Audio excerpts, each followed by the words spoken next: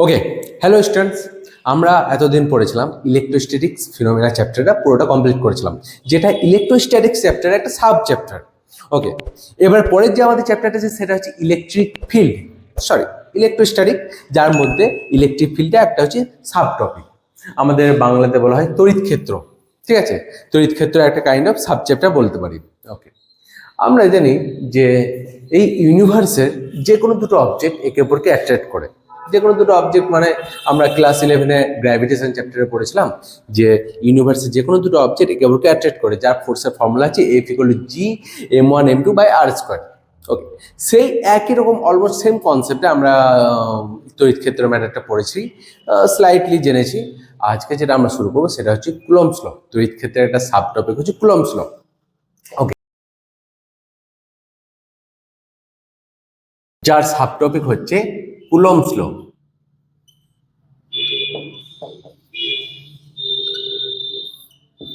ওকে, তো আমরা gravity chapter পড়েছিলাম কি না, ইউনিভার্সের যে কোনো দুটো অবজেক্ট একে অপরকে সবসময় অ্যাট্রাক্ট করে। সেই অ্যাট্রাকশন ফোর্সটা হচ্ছে F=G M/r²।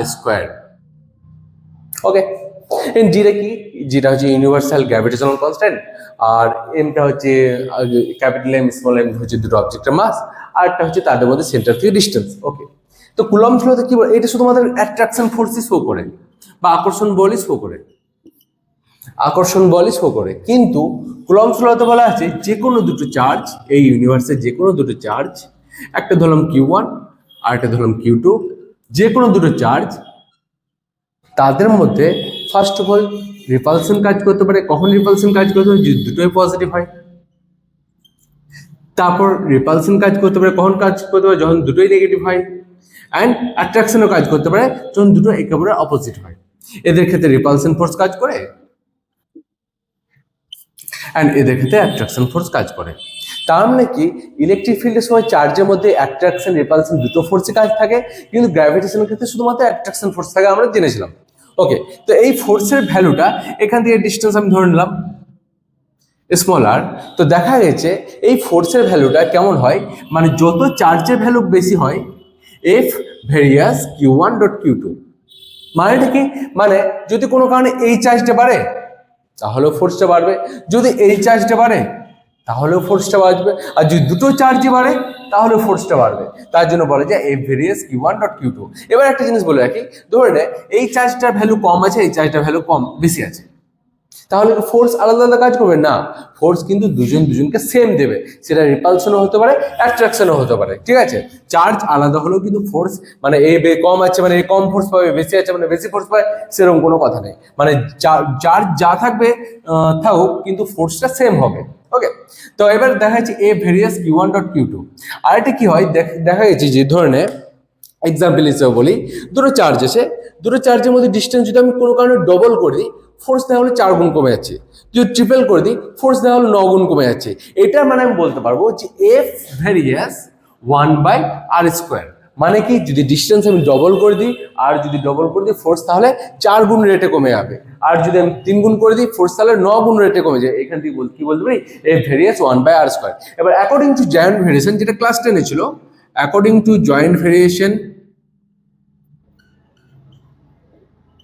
বা যৌগিক ভেদের সূত্র অনুসারে কি বলা যেতে পারে, F ভ্যারিয়াস Q1Q2/r²। সিম্পল, আমরা জানি এটা বেসিক। তাহলে এবার ভ্যারিয়েন্সকে সরাতে গেলে কি করতে হয় না, একটা কনস্ট্যান্ট নিতে হয়। দেয়ারফর F ইকুয়াল টু আমরা কত বলতে পারি, K.Q1Q2/r²। বেসিক একদম। তাহলে এখানে K ইকুয়াল টু কত বলতে পারি, প্রপোর্শনালিটি কনস্ট্যান্ট।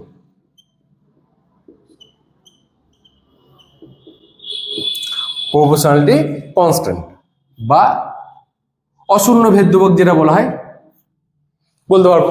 ওকে, এবার বলি ম্যাটারটা কিরকম হয়। এই চার্জগুলোকে এক্সপেরিমেন্ট বিভিন্ন জায়গায় করা যেতে পারে। যদি চার্জ দুটোকে আমি এয়ারের মধ্যে করি আর এসআই এক্সপেরিমেন্টে যদি করি, তাহলে আলাদা ভ্যালু আসবে।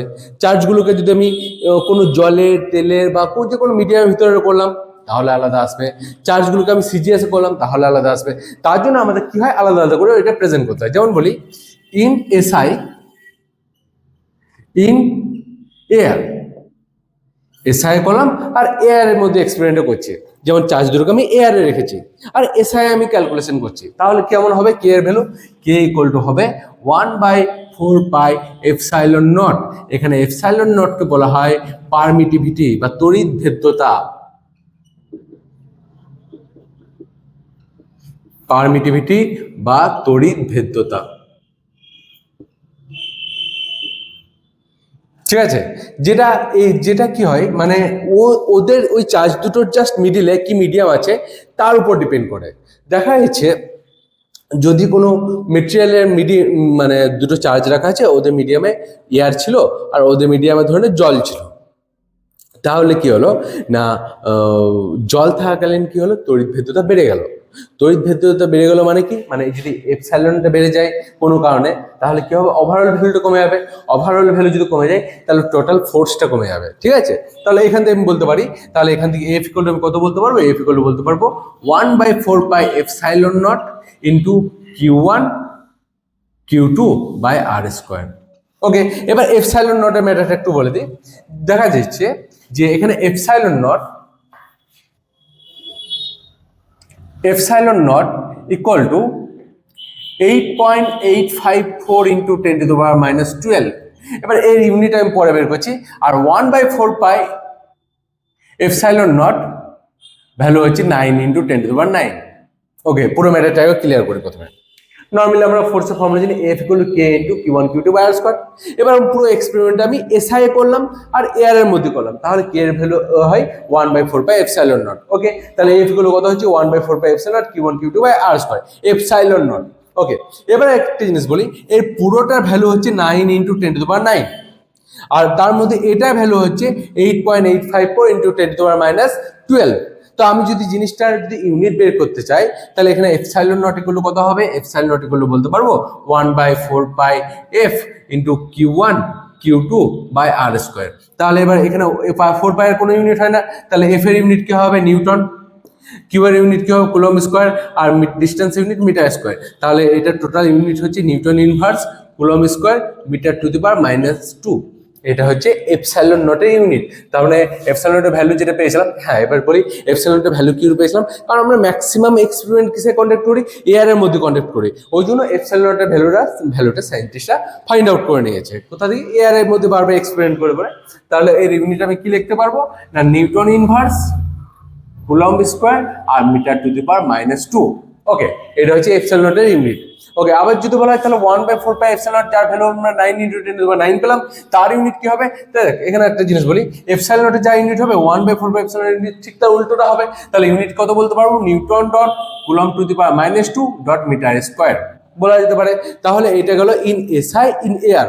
যদি আমি এই পুরো সিস্টেমটা বা পুরো এক্সপেরিমেন্টটা যদি জলের নিচে করি বা তেলের নিচে করি বা কোনো দেওয়ালের দুপাশে করি, তাহলে কেমন হবে? সেক্ষেত্রে ফর্মুলা হবে ইন এসআই ইন মিডিয়াম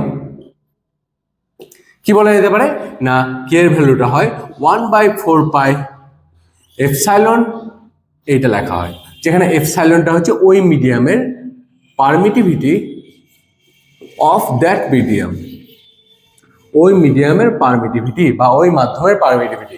তাহলে আমি কত বলতে পারবো এখানে? দেয়ারফর এফ ইকুয়াল টু বলা যাবে 1/4 pi epsilon into Q1 Q2 by R square. এবার এইটার ভ্যালু কেন পাওয়া গেল না? কারণ মিডিয়াম যে কোনো কিছু হতে পারে, জল হতে পারে, তেল হতে পারে, যে কোনো লিকুইড হতে পারে, যে কোনো মাটির নিচে হতে পারে, যে কোনো জায়গায় হতে পারে, ওই জন্য সব জায়গায় ভ্যালু বের করাটা পসিবল নাই। এটা আমরা বের করে নিচ্ছি কারণ এটা সবসময় আমরা এয়ারে করছি যেহেতু। ওকে, এটা গেল দুটো কন্ডিশন, একটা এসআই ইন এয়ার আর এটা হলো এসআই ইন মিডিয়াম। এবার যদি আমি সিজিএস করি, ইন সিজিএস ইন এয়ার, তাহলে সেক্ষেত্রে কে এর ভ্যালু হয় 1। তাহলে সেক্ষেত্রে ফোর্সের ফর্মুলা কেমন হবে? এফ ইকুয়াল টু কে এর জায়গায় যদি 1 বসিয়ে দিস, তাহলে Q1 Q2 by R square. এটা গেল ইন সিজিএস ইন এয়ার। আবার যদি বলা হয় ইন সিজিএস ইন মিডিয়াম, তাহলে সেখান থেকে একটা জিনিস বলে রাখি, তাকাও এদিকে না, ধরে নাও যে কোনো মিডিয়ামের পারমিটিভিটি হচ্ছে এপসাইলন। ওকে, আর এয়ারের মধ্যে পারমিটিভ হচ্ছে এপসাইলন নট। এবার এদের দুজনের যে রেশিও হয় তাকে বলা হয় কাপ্পা বা পরাবৈদ্যুতিক ধ্রুবক বা ডাই ইলেকট্রিক কনস্ট্যান্ট বা পরাবৈদ্যুতিক ধ্রুবক। তাহলে এখান থেকে এপসাইলন ইকুয়াল টু আমি কত বলতে পারি না কাপ্পা এপসাইলন নট। যেমন অভ্রের ক্ষেত্রে কাপ্পার ভ্যালু অ্যারাউন্ড 4.2, তাহলে এপসাইলন ইকুয়াল টু কত হবে 4 পয়েন্ট অভ্র। অভ্র মানে হচ্ছে একটা মেটেরিয়াল, যা হয়তো দেখেছো তোমরা। এপসাইলনের ভ্যালু বুঝছো না 8.854 ইন্টু 10�বাই-12। তাহলে সমস্ত যদি ক্যালকুলেশন করি তো 4×32 আমি 35 নিলাম, তো এখানে বলতে পারি আমি 3.5 ইন্টু 10⁻11 সাম অ্যারাউন্ড অ্যাপ্রক্স ভ্যালু, ঠিক আছে? এটা আমি এক্সাক্ট ভ্যালু নয় কিন্তু। তার মানে কি এপসাইলনের ভ্যালুটা কি হলো, বেড়ে গেল। ওকে, তো এবার জিনিসটা ভাব, যদি আমরা ফোর্সের ফর্মুলা জানি F equal to 1/4 epsilon into Q1 Q2/r², যদি এই ভ্যালুটা বেড়ে যায় তো ওভারঅল ফোর্সের ভ্যালুটা কি হবে, কমে যাবে। মানে ধরনের একটা এক্সপেরিমেন্ট অভ্রের ভিতরে যদি করি, ফোর্স যত পাবে, যদি এয়ারে করি ফোর্সটা বেশি পাবে। কেন? কারণ অভ্রের ক্ষেত্রে এপসাইলনের ভ্যালুটা বেড়ে গেল, কিন্তু এয়ারের ক্ষেত্রে এপসাইলন ভ্যালুটা কম, তার জন্য ফোর্সটা বেশি হবে। এয়ারের ক্ষেত্রে ফর্মুলাটা কি জানি আমরা, F equal to 1/4 epsilon naught into Q1 Q2/r²। তার মানে যেহেতু এখানে ভ্যালুটা কি আছে, কম আছে, তার মানে কি ওভারঅল ফোর্সটা বেশি হলো, আর যেহেতু এখানে ভ্যালুটা বেশি আছে ওভারঅল ফোর্সটা কি হলো, কমে যাবে। তাহলে ওকে, নেক্সট যেটা বলতে গেলাম, তাহলে এটা হচ্ছে মোটামুটি in CGS in air and in CGS in মিডিয়ামের ক্ষেত্রে ফর্মুলাটা লেখা হয় না কে জায়গাতে কি লেখা হয় 1/কাপ্পা শুধুমাত্র। তাহলে এফ ইকুয়াল টু বলতে পারি 1/কাপ্পা into Q1 Q2/r²। That is all about basic Coulomb's law. Okay, next